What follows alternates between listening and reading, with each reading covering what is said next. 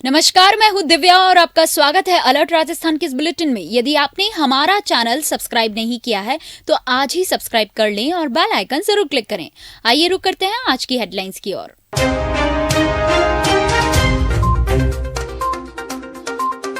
छात्र संघ चुनाव में आचार संहिता की उड़ी धज्जियां, रोक के बावजूद की गई द आर्टिस्ट हाउस में पार्टी, बकायदा स्टूडेंट आईडी चेक करके दी गई पार्टी में एंट्री।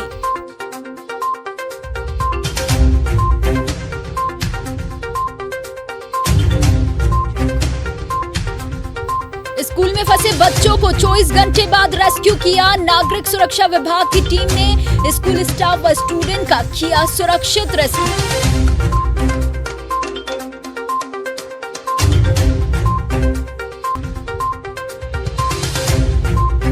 चौथे दिन भी शव की तलाश में रेस्क्यू जारी। आर्मी के जवानों के साथ एसडीआरएफ ने संभाला मोर्चा। नदी की पुलिया से बाइक सहित बहे थे मामा भांजे।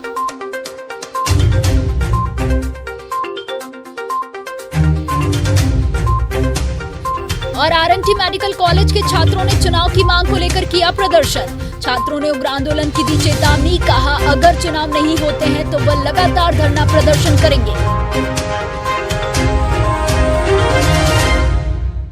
अब खबरें विस्तार से। प्रदेश में छात्र संघ चुनाव 2022 का आयोजन 26 अगस्त को होने जा रहा है। 26 अगस्त को मतदान के बाद 27 अगस्त को मतगणना होनी है। लिंगदोह कमेटी के अनुसार छात्र संघ चुनाव से 10 दिन पहले आचार संहिता लागू की जा चुकी है। आचार संहिता की सख्ती से पालना करवाने के लिए यूनिवर्सिटी प्रशासन की ओर से तैयारियां पूरी कर ली गई हैं। इसके साथ ही आचार संहिता का उल्लंघन करने वाले छात्र नेताओं पर भी इस साल प्रशासन द्वारा सख्ती से कदम उठाने की बातें कही गई हैं। लेकिन देखा जाए तो प्रशासन की ये सभी बातें खोखली साबित होती नजर आ रही हैं, क्योंकि मोहनलाल सुखाड़ा विश्वविद्यालय में होने वाले चुनाव को लेकर चुनावी दावेदार मतदाताओं को रिझाने के लिए द आर्टिस्ट हाउस में पार्टी दे रहे हैं। खुलेआम चुनाव की धज्जियां उड़ाई जा रही है, तो वहीं बड़ी तादाद में पार्टी में कॉलेज स्टूडेंट शामिल होने पहुंच रहे हैं। पार्टी तो पार्टी, पर साथ ही में पार्टी में सम्मिलित होने से पूर्व स्टूडेंट के आई कार्ड तक चेक किए जा रहे हैं, ताकि पार्टी में स्टूडेंट कहीं कोई धोखा ना कर दे। बहरहाल देखना यह होगा कि ये सभी तरीके उम्मीदवारों को फायदा पहुंचाते हैं या पहुंचा पाएंगे या नहीं, और प्रशासन इस और कोई कार्रवाई करेगा, ये तो आने वाला वक्त ही बता पाएगा। आरएनटी मेडिकल कॉलेज में चुनाव नहीं कराने को लेकर छात्रों ने जिला कलेक्ट्री के बाहर प्रदर्शन कर छात्र संघ चुनाव कराने की मांग की है। छात्रों ने कलेक्ट्री परिसर के बाहर नारेबाजी करते हुए उग्र प्रदर्शन किया और कॉलेज प्रशासन के खिलाफ कलेक्टर को ज्ञापन भी सौंपा। छात्रों का कहना था कि आरएनटी मेडिकल कॉलेज द्वारा चुनाव नहीं करवाए जा रहे हैं, जिससे छात्रों में भारी आक्रोश है और नामांकन के दिन किसी भी छात्र ने नामांकन नहीं भरे थे। इस बात को लेकर पुलिस प्रशासन चुनाव नहीं करवा रहा है। छात्रों का कहना था कि जिस दिन नामांकन थे उस दिन उनके एचओडी मौजूद नहीं थे और उनके हस्ताक्षर बिना नामांकन नहीं कर सकते हैं, इसलिए वह नामांकन नहीं भर पाए। ऐसे में छात्रों ने उग्र आंदोलन की चेतावनी दी है कि अगर चुनाव नहीं होते हैं तो वह लगातार धरना प्रदर्शन जारी रखेंगे। उदयपुर के मदार में भारी बरसात होने से सरकारी स्कूल के 21 बच्चे फंस गए। वे मंगलवार शाम तक पानी उतरने का इंतजार करते रहे, मगर पानी नहीं उतरने के चलते बच्चों को स्कूल में ही रोका गया। ये 21 बच्चे 11वीं और 12वीं क्लास के हैं। इनमें 8 लड़कियां भी शामिल थी। इन बच्चों के घर जिस तरफ थे वहां मदार नहर के पानी के चलते पार करना मुश्किल था, इसलिए स्टूडेंट्स घर नहीं जा पाए। फंसे बच्चों से मिलने तहसीलदार सुरेंद्र बिश्नोई भी स्कूल पहुंचे। बच्चियों के साथ 4 महिला टीचर और लड़कों के साथ 6 पुरुष टीचर भी रुके। मदार स्कूल में मंगलवार से कुछ बच्चे स्कूल में ही फंसे हैं। इन बच्चों ने रात स्कूल में ही गुजारी। बुधवार को बच्चों का रेस्क्यू कर उन्हें घरों तक पहुंचाया गया। उदयपुर शहर से 15 किलोमीटर दूर स्थित मदार गांव और गोदान गांव में रेस्क्यू कार्य किया गया, जिसमें सरकारी स्कूल के बच्चे और शिक्षक फंसे हुए थे। पुल पर 3 फीट के लगभग पानी होने से वह इधर से उधर पुलिया पार नहीं कर पा रहे थे। उनको सफलतापूर्वक सुरक्षित बाहर निकाला गया। मदार से आगे गोडान गांव के सरकारी स्कूल के बच्चों को पुलिया पार कराकर सुरक्षित स्थान पर 4 किलोमीटर दूर गोडान गांव में सरपंच को सुपुर्द किया। बचाव दल मुकेश सैन ने नेतृत्व में रेस्क्यू टीम मनीष सैन, हितेश औदिच, बने सिंह गुर्जर, चेतन सुथार, रमाकांत चौबीसा, नितेश वैष्णव, बाबूलाल खटीक, दीपक वैरागी, लोकपाल सिंह राठौड़, मोहनलाल प्रजापत, गोपाल दर्जी के द्वारा सफल रेस्क्यू किया गया। मौके पर सीबीओ बड़गांव मुकेश जी पालीवाल भी मौजूद रहे। राजस्थान में 2 दिन से हो रही भारी बारिश आफत बनकर बरसी है। लोगों का जनजीवन काफी प्रभावित हुआ है। उदयपुर के डबोक क्षेत्र में पुलिया पार करते समय नदी में बहे युवक का शव अब तक नहीं मिल पाया है। हादसे के चौथे दिन इस सर्च अभियान में इंडियन आर्मी की रेस्क्यू टीम भी मौके पर पहुंची। अब आर्मी, एसडीआरएफ और नागरिक सुरक्षा विभाग की टीमें शव को सर्च कर रही है। रविवार शाम को डबोक से ओरडी मार्ग पर स्थित बेड़च नदी के पुलिया पर 2 युवकों के बाइक सहित बह जाने की सूचना मिली थी। ये दोनों ही मामा भांजे थे। घटना के बाद सोमवार को बाइक और एक युवक का शव निकाल लिया गया था, जबकि दूसरे शव की तलाश 3 दिनों से एनडीआरएफ और नागरिक सुरक्षा विभाग की टीमें सर्च कर रही थी।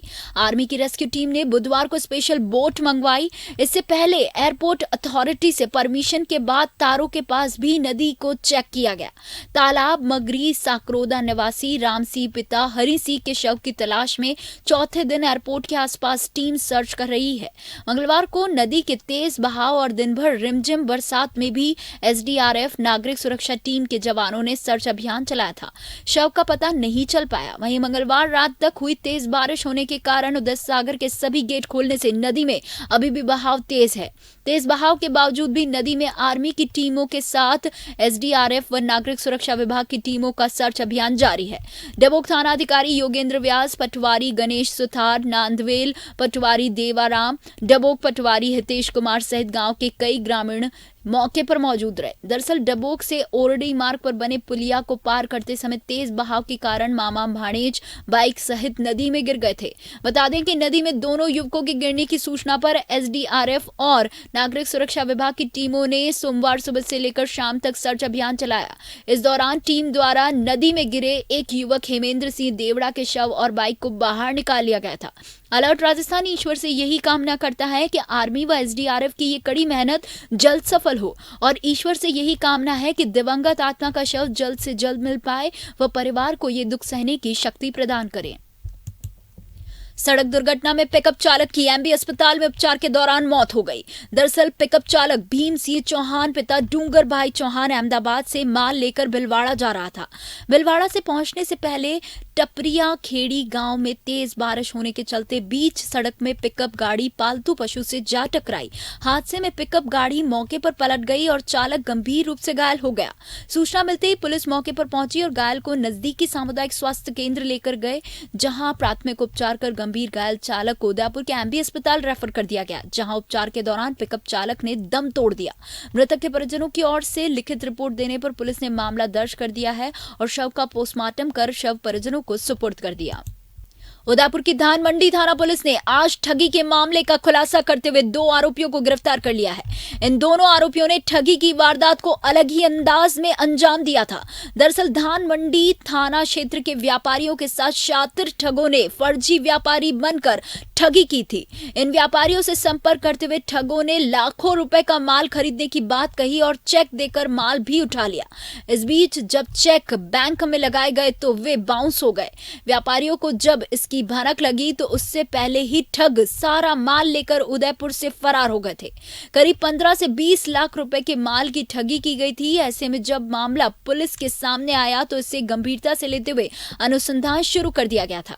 धानमंडी थाना पुलिस और डीएसटी की टीम पिछले कुछ दिनों से गुजरात में डेरा डाले हुए थी और मुखबिर की सूचना के आधार पर आरोपियों की तलाश कर रही थी।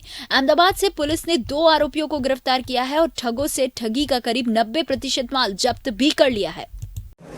जैसा आपने अखबार में पढ़ा होगा और कुछ दिन पहले अपने सामने रिपोर्ट्स भी आई हैं सोशल मीडिया पे कि यहाँ व्यापारियों से ठगी की गई, अलग अलग व्यापारियों से 20 से ज़्यादा लोगों के साथ। और उसमें ये मोडस ऑपरेंडी रही कि एक व्यापारी से कुछ सामान खरीद लिया, उनको चेक दे दिए, किसी को पेमेंट के लिए कहा, कुछ को कोई इस तरह की चीज़ दे दी जिससे कि सामान वो खरीद के लेके चले जाएँ और पेमेंट उन्होंने नहीं दी।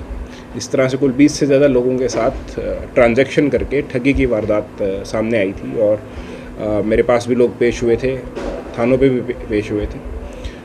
इनकी थाना भोपालपुरा और धान मंडी पे इनके मुकदमे दर्ज करवा के हमने आगे जांच शुरू की थी और ये बताया गया था कि जो इन्वेस्टिगेशन में सामने आया कि रातों रात ही जो है ये माल को पूरा भर के लोड करके और यहाँ से रवाना होके निकल गए। कहाँ गए कहाँ नहीं गए उस तरह नहीं सामने आया, कुछ कच्ची पक्की बात थी कि गुजरात में जाने की बात है, अहमदाबाद में जाने की बात है। तो यहाँ जो मुकदमा दर्ज हुआ था उस मुकदमे में बेसिकली तो दोनों टीमें साथ ही काम करी थी, लेकिन इसमें जो माल ले जाने वाले थे उनको उनके नंबर से आइडेंटिफाई करने की कोशिश की गई, और उन्होंने जो चेक्स दिए थे उनको आइडेंटिफाई करने की कोशिश की गई।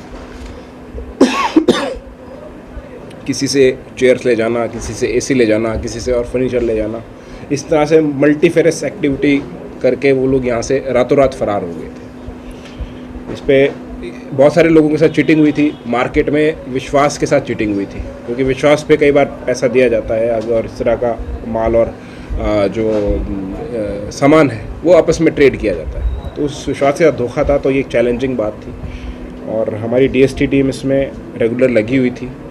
विक्रम हेड कांस्टेबल और इसके साथ साथ अनिल, उपेंद्र और यहाँ ये धानमंडी थाने के यशपाल कांस्टेबल, ये लोग विशेष रूप से इस पर लगे हुए थे और इनकी विशेष भूमिका रही। और इन्होंने इस ठगी का पीछा करते हुए अहमदाबाद, वापी, बड़ौदा, इन तीनों जगह जाके जो ये माल रिकवर हुआ, जो माल चोरी गया था अलग अलग व्यापारियों का अलग अलग तरीके से, वो 95% से ज़्यादा रिकवर किया है। और इसमें 2 मुलजिमों को गिरफ्तार किया है, जिसमें एक का नाम मुकेश दवे है और दूसरे का नाम जयप्रकाश है।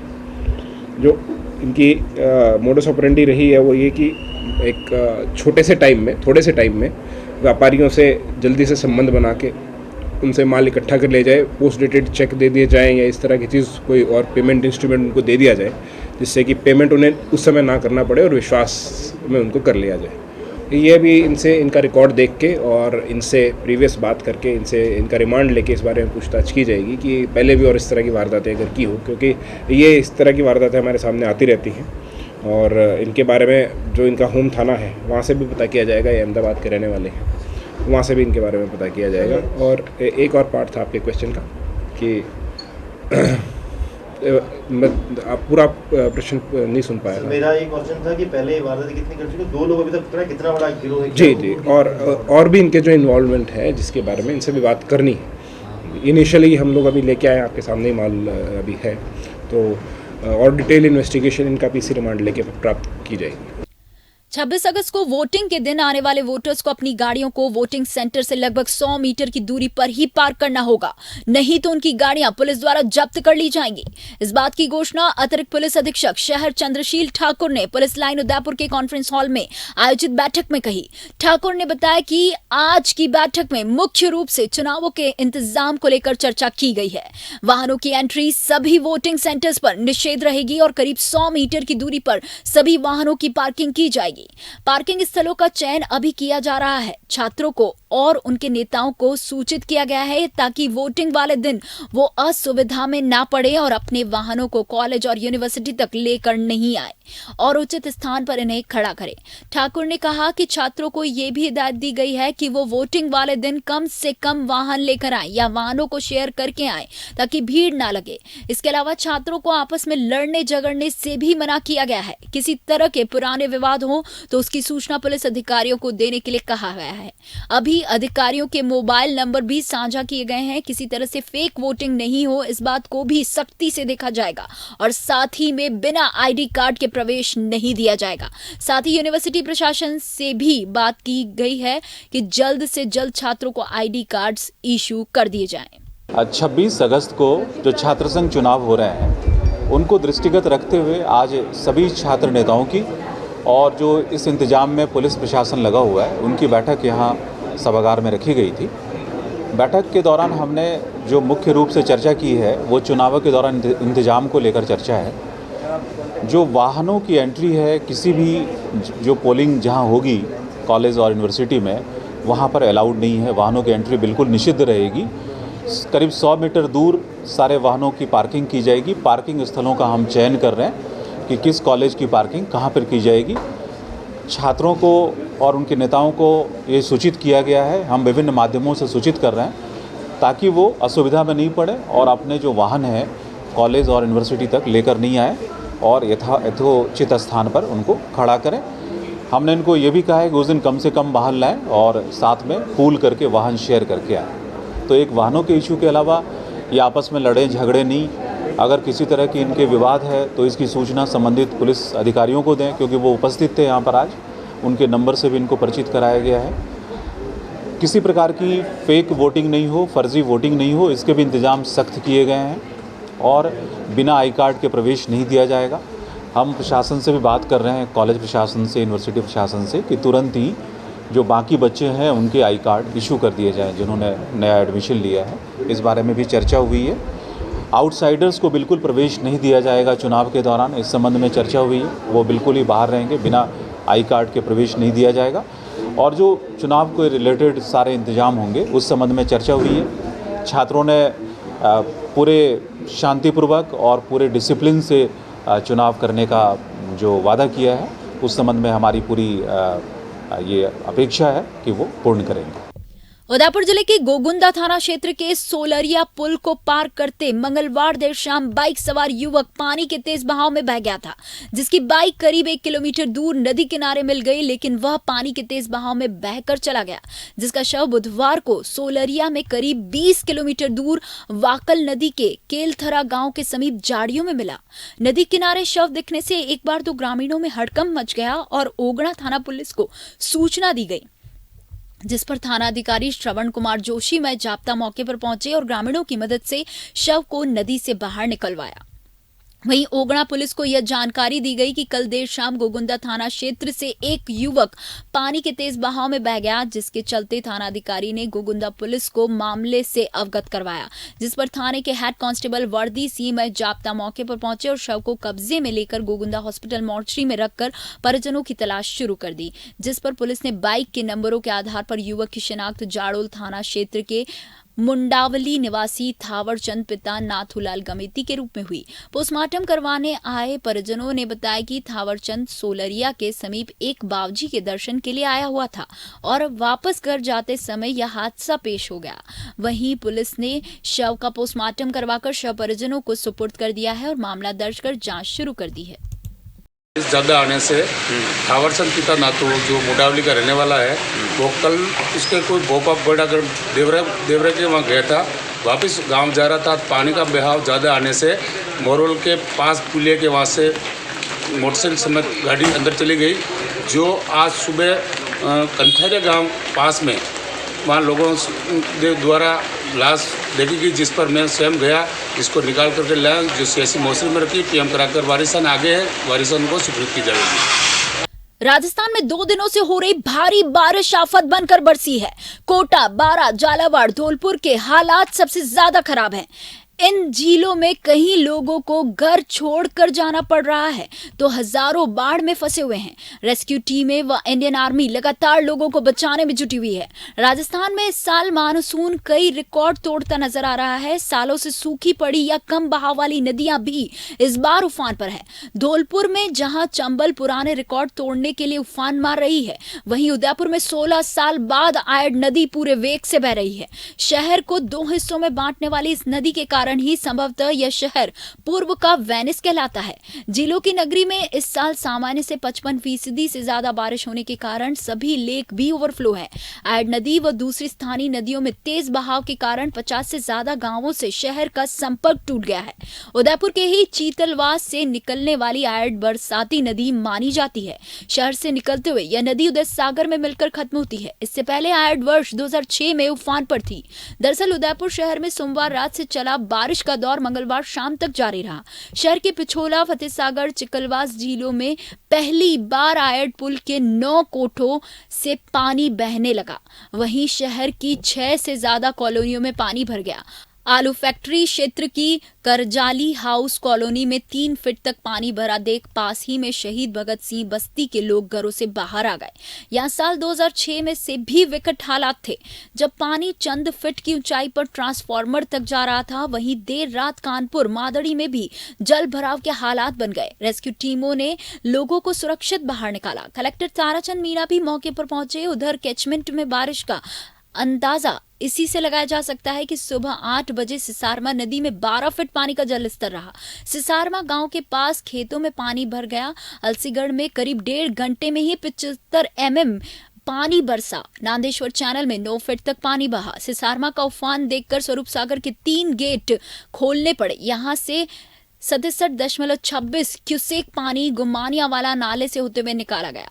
दूसरी ओर मदार छोटा और बड़ा कैचमेंट में भी जबरदस्त बारिश से बेदला नदी तेजी से बहने लगी। पुलिया ऊपर 2 फीट से ज्यादा बहाव शुरू हो गया। चारों ओर से आवक के चलते ऐड नदी पूरे वेग से बहने लगी। बहरहाल बारिश ने इस बार तबाही में कोई कमी नहीं बरसाई है। आसमानी आफत जनजीवन को प्रभावित करती नजर आई। राजकीय उच्च माध्यमिक विद्यालय साकरोदा में नवनिर्मित सभागार का उद्घाटन बड़े ही धूमधाम से किया गया। सभागार का उद्घाटन करने कई गणमान्य लोग मौजूद रहे। उद्घाटन के मुख्य अतिथियों में पूर्व विधायक एवं प्रधान श्री पुष्कर लाल जी डांगी साहब, हिंदुस्तान जिंक इकाई प्रधान मानस जी त्यागी, लेम्स अध्यक्ष श्री भगवती लाल जी खटीक, साकरोदा सरपंच श्री पुष्पाबाई, पूर्व सरपंच नामरी महेंद्र सिंह जी, पूर्व किशन सिंह जी, पूर्व सरपंच मोहनी देवी, पूर्व सरपंच सोहन प्रजापत, पूर्व सरपंच बाबू सिंह जी, पूर्व सरपंच खेमराज डांगी, पूर्व सरपंच कालू डांगी, लेम्स अध्यक्ष हेमेंद्र खटीक, उपाध्यक्ष महेंद्र सिंह जी जाला आदि कई गणमान्य लोग मौजूद रहे। आइए चलते चलते एक बार फिर नजर डालते हैं आज की हेडलाइंस की ओर।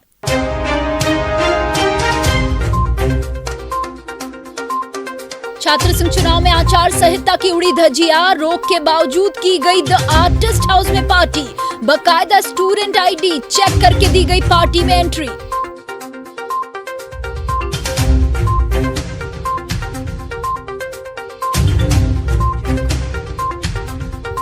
स्कूल में फंसे बच्चों को 24 घंटे बाद रेस्क्यू किया। नागरिक सुरक्षा विभाग की टीम ने स्कूल स्टाफ व स्टूडेंट का किया सुरक्षित रेस्क्यू।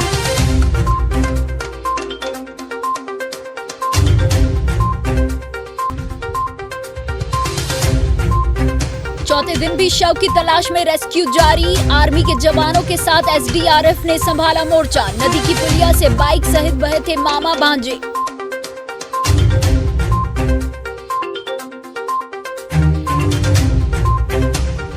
और आरएनटी मेडिकल कॉलेज के छात्रों ने चुनाव की मांग को लेकर किया प्रदर्शन। छात्रों ने उग्र आंदोलन की दी चेतावनी। कहा अगर चुनाव नहीं होते हैं तो वह लगातार धरना प्रदर्शन करेंगे।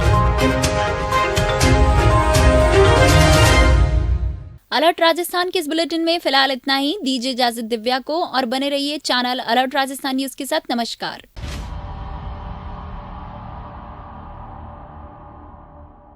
झीलों के शहर उदयपुर में प्रॉपर्टी खरीदना और बेचना हुआ अब आसान। शहर और आसपास के क्षेत्र में प्रॉपर्टी खरीदने व बेचने के लिए संपर्क करें गणपति प्रॉपर्टीज, नाहर, मंगरा।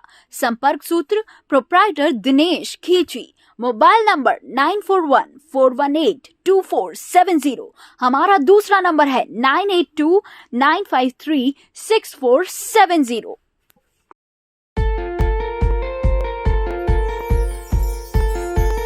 विश्व प्रसिद्ध झीलों की नगरी उदयपुर में स्थित श्री राम उच्च माध्यमिक विद्यालय गोकुलपुरा आयड़ की पहचान श्रेष्ठ शिक्षण पद्धति से है। 27 वर्ष पूर्व शिक्षा क्षेत्र में श्री सत्यनारायण जी चौधरी द्वारा नर्सरी के 50 बालकों से स्थापित इस विद्यालय में आज 1200 से भी अधिक बालक बालिकाओं को प्राथमिक शिक्षा से उच्च माध्यमिक शिक्षा में विभिन्न संकाय तथा विज्ञान, वाणिज्य और कला शिक्षा में राज्य में अपना उत्कृष्ट स्थान बनाया है। ये विद्यालय राजस्थान माध्यमिक शिक्षा बोर्ड अजमेर से मान्यता प्राप्त है।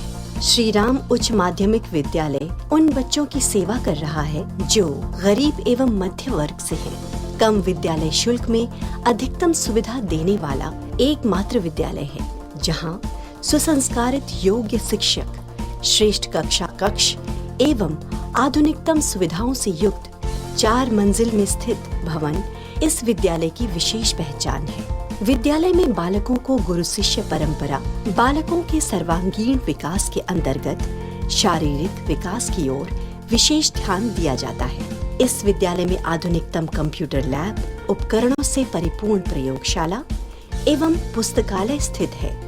श्रेष्ठ परीक्षा परिणाम एवं प्रतिभाओं का विकास हमारी विशेष पहचान है। हमारे स्कूल का उद्देश्य है हिंदी भाषा और संस्कृति को बढ़ावा देना। शिक्षित भारत, उन्नत भारत। जय हिंद। लाओ तुम्हारे लाल को इंसान बना देंगे, दुनिया पूजे इतना महान बना देंगे।